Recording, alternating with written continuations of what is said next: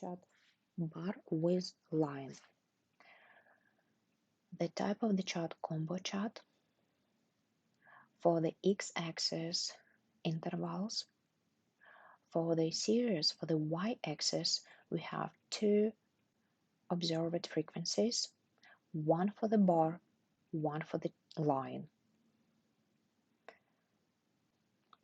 So first of all, we select the data range to plot, insert chart, select chart type, combo chart. Next we have for the x-axis intervals.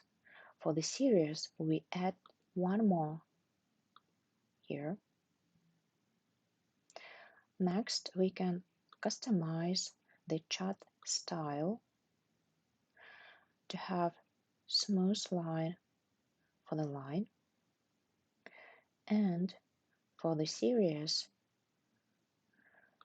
for bar chart, we would like to have labels. For the line chart, we would like to have circle points.